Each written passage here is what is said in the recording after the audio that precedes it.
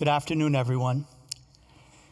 I'd like you to close your eyes, and I want you to think about the worst thing that you've ever said, the worst thing that you've ever done, and the worst thing that has ever happened to you. And I want you to imagine that there's no escape from that. That moment is frozen in time, forever.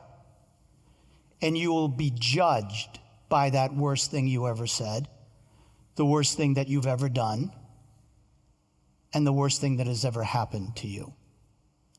Now, if you open your eyes, you'll see that, thank God, that's not the actual world that we live in. There is movement forward from that worst moment. There is an escape.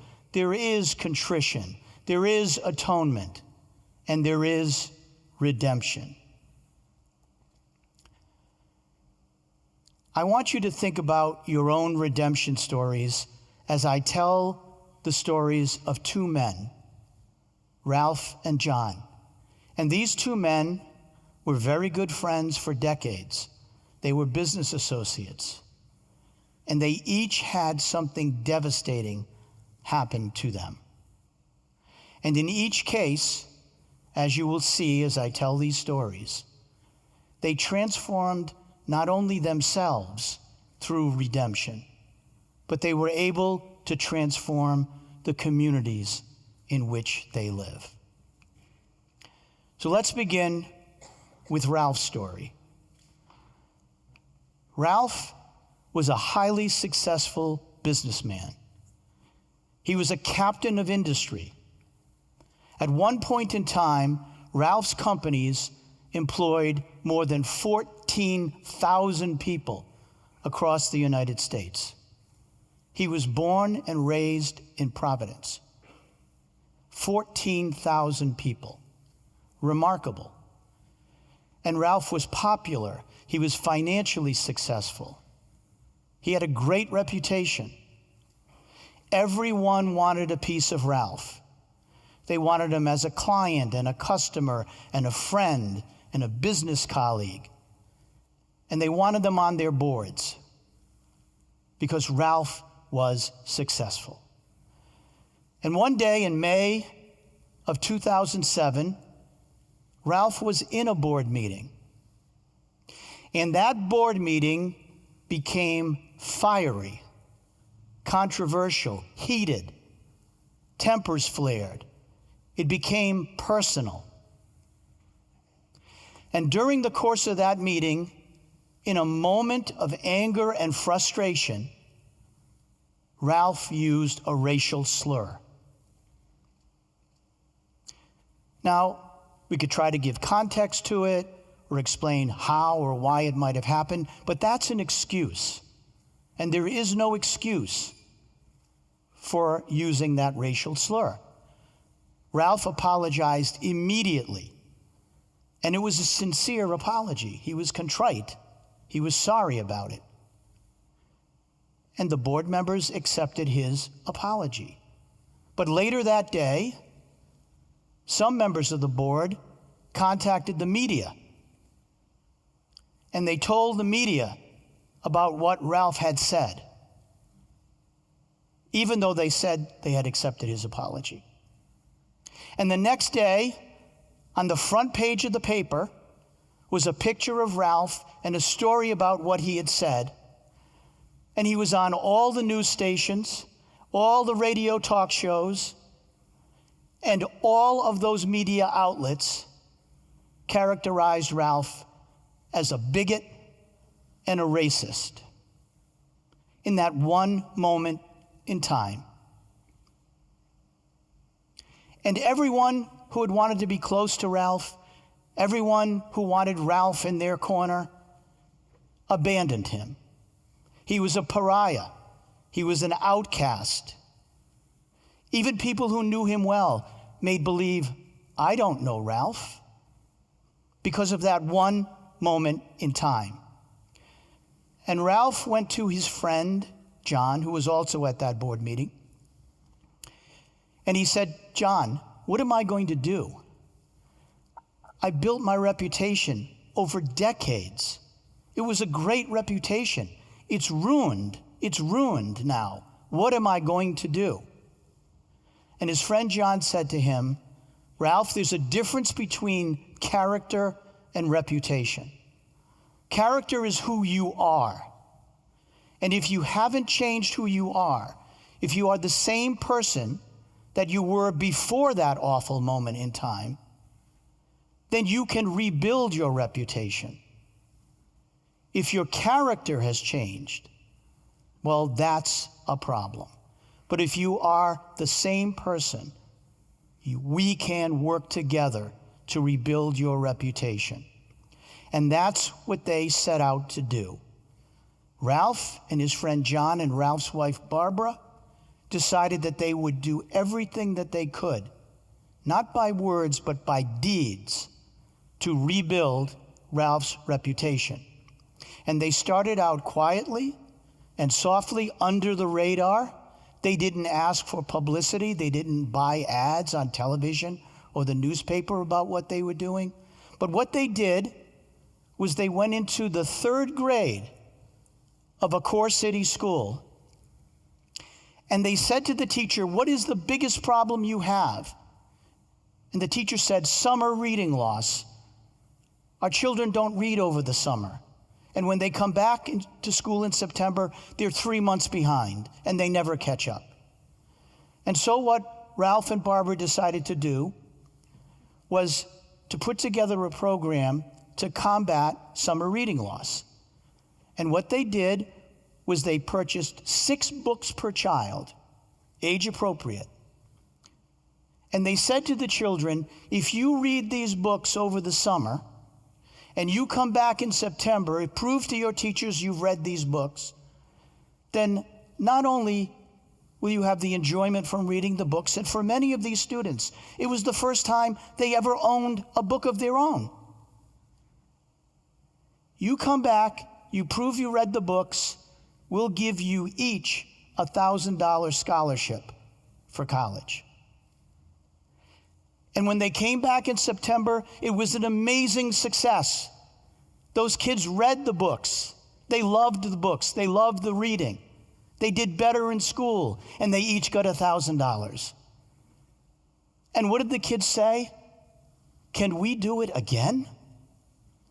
And so what started as a small program in 1 grade, 3rd grade, in 1 school, over the course of time, spread to many schools in many grades in our state. And Ralph and Barbara donated millions of dollars to combat summer reading loss, and millions of dollars in scholarships. And those children, the ones that were in the 3rd grade, a few years ago, graduated high school and went into college. Great colleges across our country.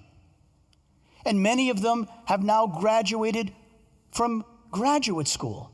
Amazing careers, wonderful stories.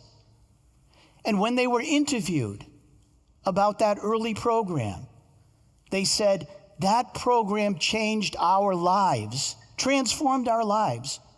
We not only learned to read, we loved to read. It expanded our horizons.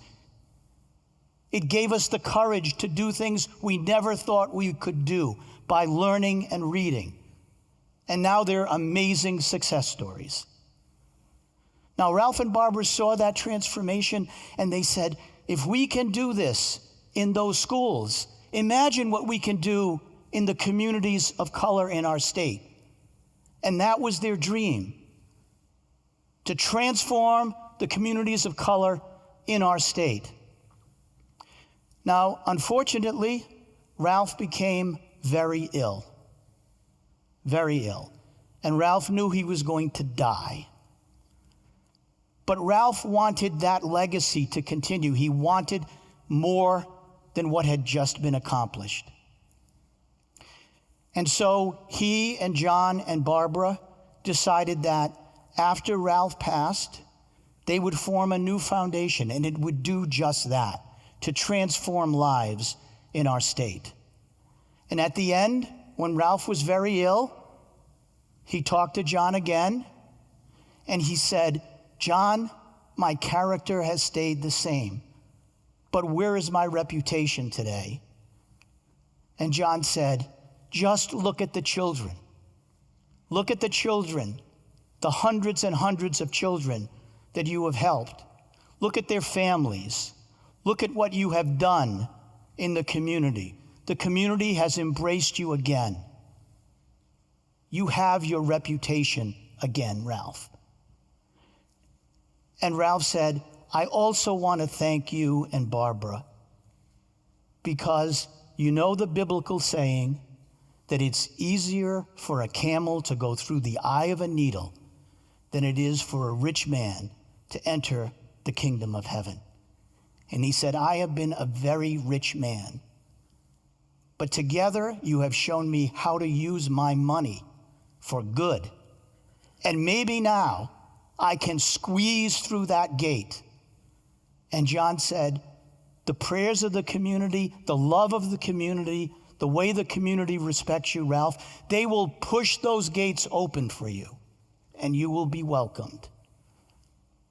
And after Ralph passed, Barbara did exactly what they had planned, and she formed a new foundation to transform the lives of the communities of color in our state.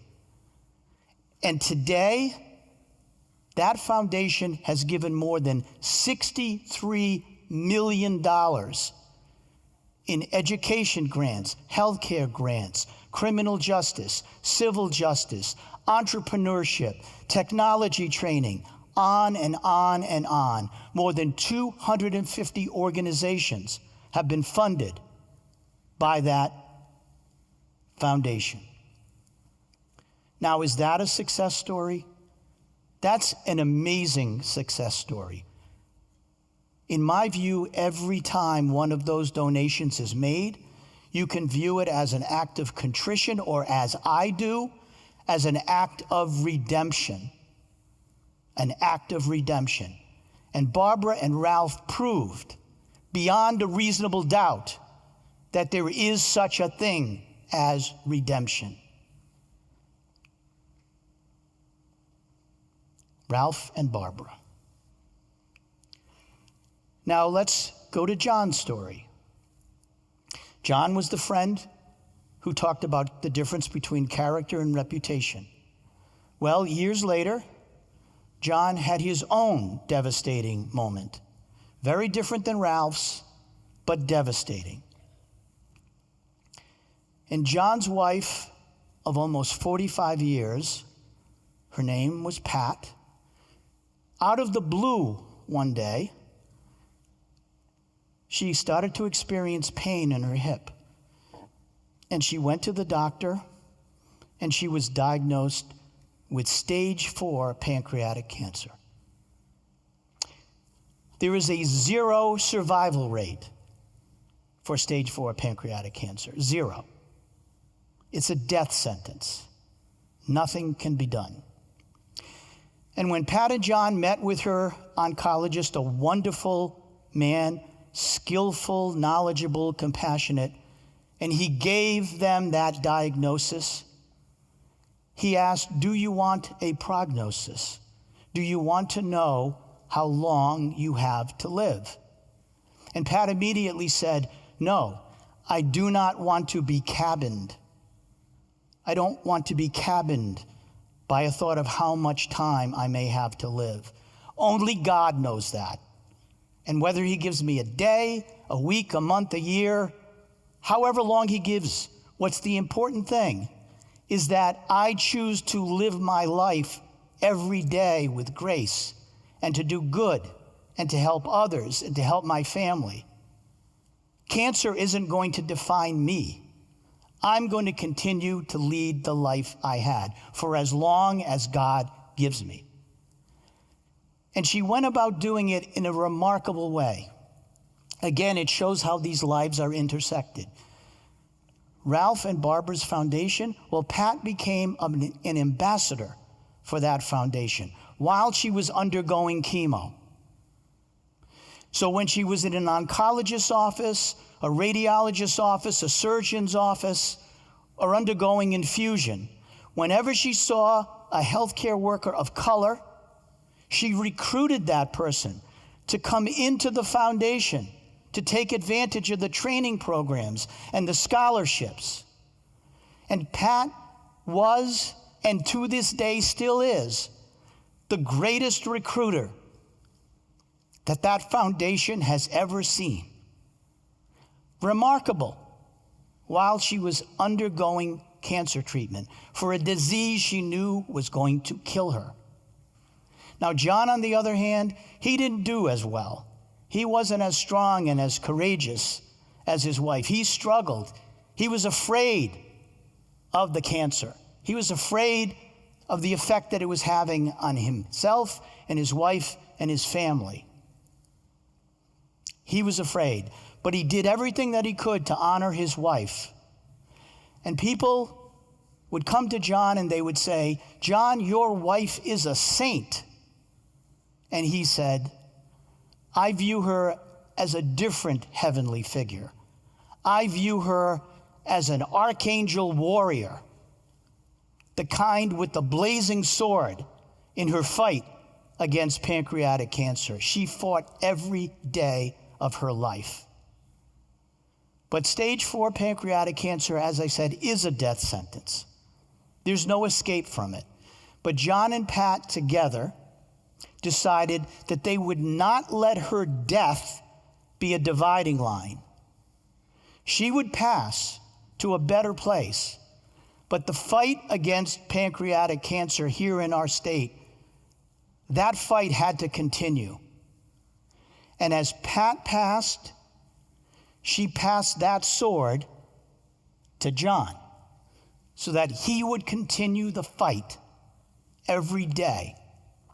And they came together as a couple and they said, what we're going to do is we're going to take the life insurance policies on Pat's life, which were very substantial, and we're going to donate the proceeds of those to cancer research. We're also going to take the home, the beautiful home that we have lived in for the last 33 years, and we're going to donate the proceeds of that home to cancer research. And that's a lot. That's good. That's great. But it's still not going to be enough. And they decided that when Pat passed, John would also form a foundation. And his foundation would work with Ralph and Barbara's foundation together. Again, an intersection of lives. And they would work together to transform cancer care in our state, to make Rhode Island first class. They recruited top physicians from around the country to come here and lead a new cancer lab. Together, Barbara's foundation and John's foundation worked with the doctors here to form what is called the future generation of cancer research, recruiting young students in high school today of color who are brilliant to become oncologists and cancer researchers and hematologists, and to stay in our state when they do so and transform our state so that patients in our state will see doctors who look like them, who know their cultures, and they will not appear to be foreign to them. And millions of dollars have been donated to do just that. Now, is that a success story? Well, if you look at John today, he used to have a big, beautiful home, and now he lives in a small apartment. He had a wife of 45 years whom he loved. Now he lives alone.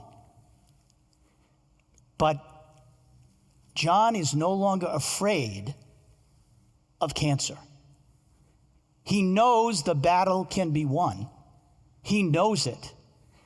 That sword, it's not only taken up by John, it's taken up by everybody in the community, fighting together, fighting that demon together.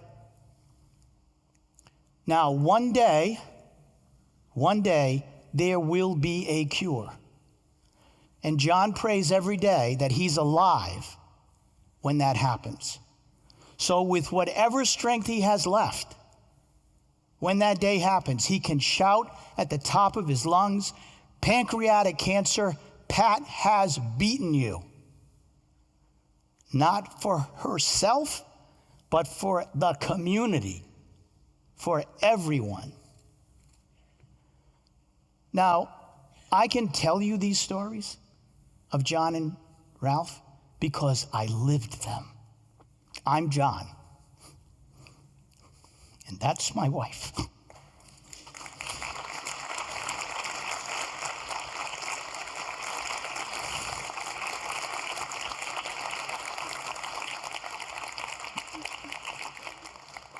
So I want to leave you with this. The motto of our state is hope.